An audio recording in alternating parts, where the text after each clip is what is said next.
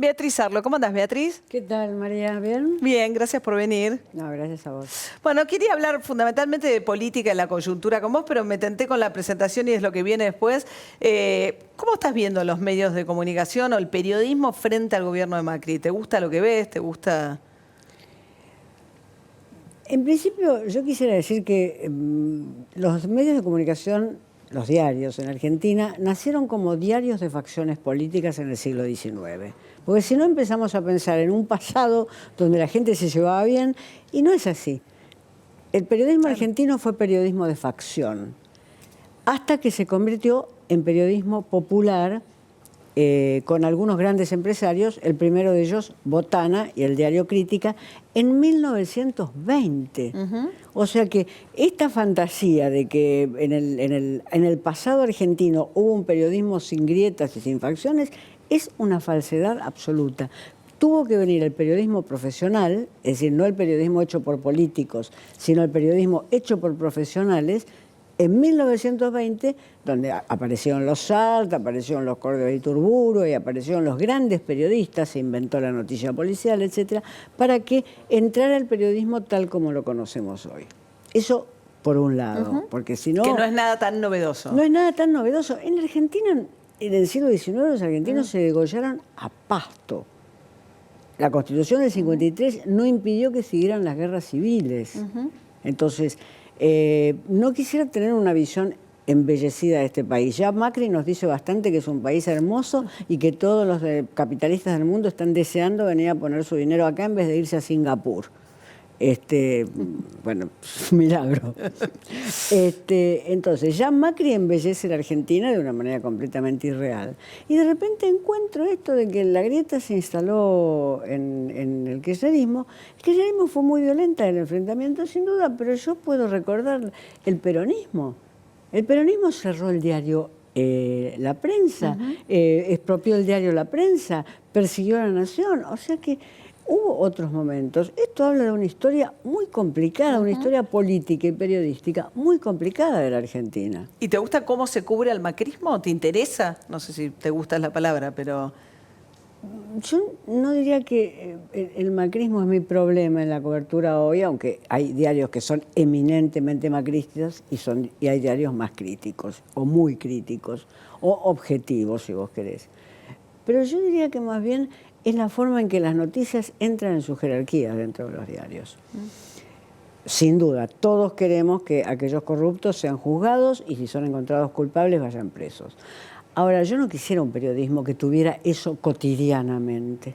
Es decir, que eso fuera primera página, según el diario página 2 o página 12, y así de seguido. No me parece un periodismo que contribuya muy activamente a la discusión que necesitamos los argentinos hoy. Me parece muy importante el grupo de periodistas que están investigando los Panama Papers y los Paradise ahora. Eso sí es muy importante porque son investigaciones que agarran otros países.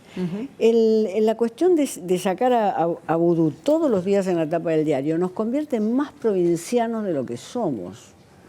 Vudú, si es encontrado culpable, va a ir preso. Y está muy bien que se siga el juicio, pero la idea de que vos lo tenés en tapa todos los días prácticamente, hoy Vudú, Van de Broele, en las tapas de la web, no es una buena diagramación y composición de la presentación de la noticia. ¿De cuáles serían los grandes debates de este momento? En efecto, en efecto. Y de eso excluyo evidentemente los Panama Papers y los Paradise Papers, primero por la categoría de los periodistas. Bueno, aquí vos lo anunciaste, Jorge Fontevecchia, está Emilia Delfino de Perfil, está Alconada Amón de la Nación, son periodistas de mucha categoría los que trabajan esos materiales. Y además le dan una perspectiva que no es simplemente criolla. No, salgamos del Río de la Plata, miremos lo que está pasando en el mundo. Mire, quedémonos un poquito más en el Río de la Plata. Me interesa, casi te empecé a preguntar por el tema financiero mundial, pero no has hablado mucho post triunfo electoral de Macri, que ha sido un triunfo muy contundente. Vos venís diciendo que te parece que Macri es un dirigente político sin peso político, ¿está bien? Sin experiencia política que ahora está adquiriendo y que hay que reconocer que ha adquirido en estos 2 años. Por eso digo, esta construcción tan veloz que ha hecho, ¿no?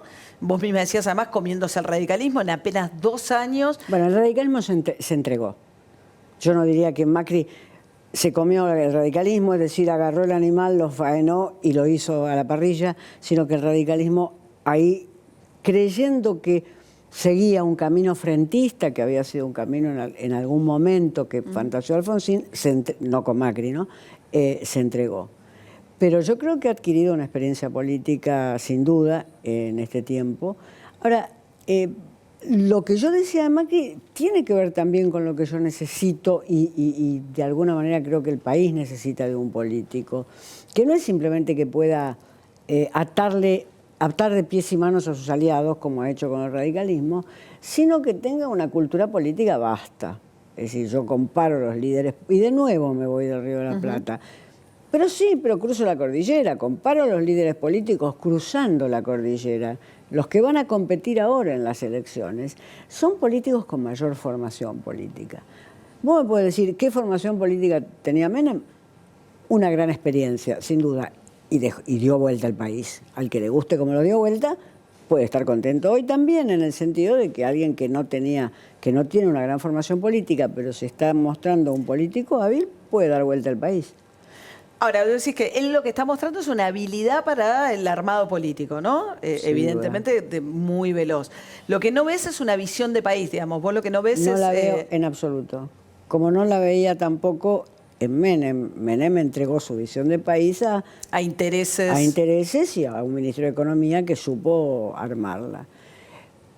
Mi idea es, en un momento de la década del 90, yo ya lo he contado la anécdota, yo estaba en Pompeya, estaba haciendo una nota, no me pregunte sobre qué, María, y de repente me doy vuelta porque siento un ruido y veo entrar a los primeros cartoneros. En una década del 90. Década del 90, en la mediados de la presidencia de Menem, entre la renovación parlamentaria del 93 y la reelección del 95. Yo digo, ¿quién es esta gente? Bueno, después empiezo a seguirlos, los encuentro en la City, que es donde van primero por la cantidad de papel, etc. Entonces, mi pregunta es, cuando yo me dé vuelta, cuando vos te des vuelta, cuando todos nos demos vuelta, ¿qué país vamos a encontrar? Es decir, vamos a estar cubiertos de brotes verdes y entonces vamos a danzar felices entre los brotes verdes, o podemos encontrar un país que acentúe las desigualdades de esta Argentina hoy. Mi hipótesis es que no vamos a encontrar un país más igualitario, sino un país que acentúa esas desigualdades. Bueno, y dentro incluso de la propia vara que se puso Macri, ¿no? Porque Macri dice, a mí me van a tener que medir por lo que pase con la pobreza en la Argentina. Que me diga qué número quiere. Si él es un dirigente de empresa, no hay ningún dirigente de empresa que diga, me van a tener que medir si produzco mucho acero. Un dirigente de empresa dice, a mí me van a tener que medir si subo la producción de acero un 20%, un 10% o un 30%. Que me diga qué número quiere, porque solo así él está acostumbrado a medir, y yo quiero medir así un gobierno. ¿Cuánto va a bajar la pobreza? ¿Cuánto? Y la desigualdad, ¿no? Porque incluso ha bajado un poquito la pobreza, bajó, pero aumentó la desigualdad porque lo que pasó fue que aumentó más la indigencia con relación a lo que... ¿Cuánto un ministro de Educación, cuáles son sus metas? ¿Cuántos incluidos más en el secundario de chicos entre 12 y 16 años va a tener? Porque si reivindican la eficacia burocrática, lo que los alemanes llaman la Verwaltung, vos lo sabés bien, Max Weber, si reivindican esa eficacia, que me den la meta, porque esa meta va a suponer objetivos. No puede ser que la meta sea realizar los sueños de todos nosotros, o sea, 40 millones de sueños desenfrenados, que no sé cómo se pueden realizar, sería una guerra civil. Si se realizan los sueños de todos nosotros, sería una guerra civil, sin duda. Realizar los sueños de todos nosotros o lograr la felicidad, no en el sentido jeffersoniano del término. La meta tiene que ser, para alguien que viene del capitalismo, tiene que ser, bueno, ¿qué se propone con la pobreza? ¿Qué se propone con la educación? Y es un escenario en el que pareciera haber Macri para 6 años, digamos, si todo funcionara como se supone que podría llegar a usar el poder político emanado, ¿no?, de la última elección, probablemente tenga un escenario prolongado, sobre todo por lo que está pasando con el kirchnerismo y lo que está pasando con el peronismo, ¿no? Uno no imagina, no sé si viste la carta de Aníbal Fernández sobre Cristina Fernández de Kirchner. La retiró Aníbal. ¿Eh? Yo hace tiempo que vengo diciendo que Cristina está de salida, mucho antes de las elecciones. Hoy la retiró Aníbal. La retiró Aníbal, la jubiló Aníbal hoy. Aunque dice que es la dirigente más importante de los últimos 50 años, pero la jubiló. Él la jubiló hoy. Ya antes la había jubilado Gioja, ya antes había muchos dirigentes peronistas que dijeron con Cristina no. Pero la retiró Aníbal. A su vez le están reprochando a Cristina Fernández de Kirchner, digamos, los debidos y demás, que los haya dejado desamparados.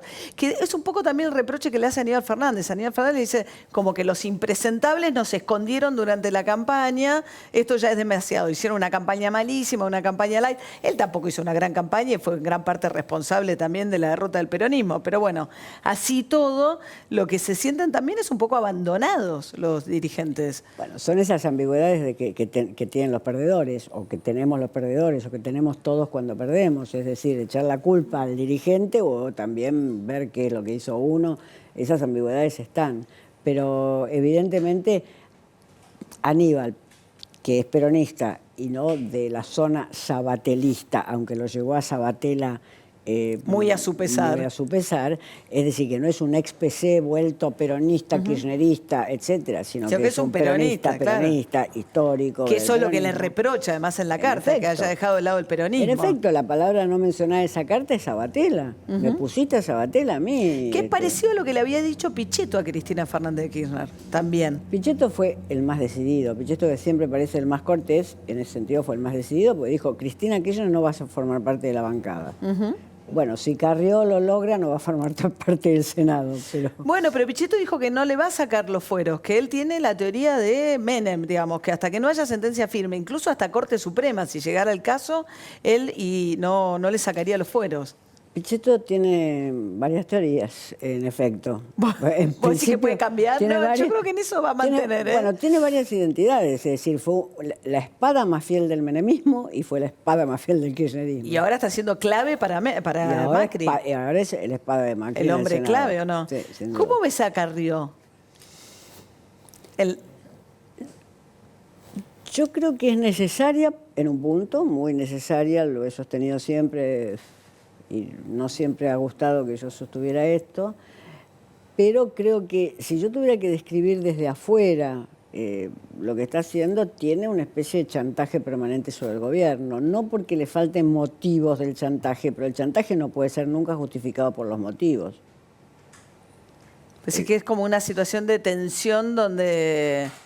Yo no juzgo que lo que ella dice de A, B o C, y le exija al gobierno que saque A o que ponga B. Hoy arrancó con Moyano otra vez, con Hugo Moyano, a Lorenzetti. A veces al gobierno le debe ser funcional que ella le apunte a determinadas personas. No, y en algunos otros casos nos ha librado de errores graves que está cometiendo el gobierno. En otros casos Carrió no se mete en el asunto. En los papers, en los Paradise Papers, es como si los Paradise Papers estuvieran en el Paradise, en el paraíso. Ella no los leyó. No leyó los informes de los periodistas que están haciendo ese trabajo fenomenal. Ella había denunciado antes a Aranguren, ¿te acordás? Ella denunció antes a Aranguren, que había sido un gran amigo de ella. Grande. Cuando Carrió dio premios hace unos años, 4 o 5 años, en la mesa principal estaba sentado Aranguren. Lo sé porque yo estaba, no estoy ocultando que estaba. Y Beatriz, el espacio del progresismo, ¿vos crees que existe, que después de todo este lío del kirchnerismo con Tomás, ¿qué va a pasar, digamos? ¿Cuáles son los espacios que se abren? Porque si el peronismo se reconfigura, parece un peronismo, no sé, de una orientación no tan distinta a la que hoy tiene Macri. No, sin duda. No va a ser la distinta a eso, va a ser una especie de centro-derecha, quizás con elementos más populistas. El espacio del progresismo, bueno, están los que han quedado huérfanos en el radicalismo, que son los que se reunieron por iniciativa de Ricardo Alfonsín y del Changuí Cáceres este fin de semana. Ese es un espacio que uno dice es el espacio... Los socialistas que están muy golpeados en Santa Fe. Los socialistas que están muy golpeados en Santa Fe y que sería verdaderamente injusto que perdieran Rosario, que han gobernado magníficamente, pero puede suceder. Ahora, después pensemos... Con la crisis del bipartidismo tradicional de la Argentina, y si se arma un panmacrismo amarillo, con un peronismo con rasgos populistas, pero muy dado a negociar con eso, Las demás personas quedamos libradas a lo que quedan libradas en otros países, en nuestras elecciones electorales y en nuestras elecciones ideológicas. En Argentina, que nunca, siempre estábamos calculando qué pasaba con el bipartidismo, ahora podemos pensar, bueno, en esta elección quiero que esté fulano en el Parlamento y no mengano, podemos votar en contra o a favor de una persona, cosa que es bastante más parecida a lo que pasa en países europeos, digamos, donde un francés que ha votado al socialismo, después puede votar a Mélenchon, es decir, que tiene una dinámica diferente, que uno dice, voto a esta persona para el Parlamento, porque quiero escuchar que diga esto. Después ¿no? hay que votar para presidente. Después veremos qué pasa cuando... Bueno, ahí entonces la gente vota a Macron para que no salga Marine Le Pen, digamos. Claro. Bueno, Beatriz, muchísimas gracias por haber estado acá esta noche. No, Un gracias gustazo. a vos.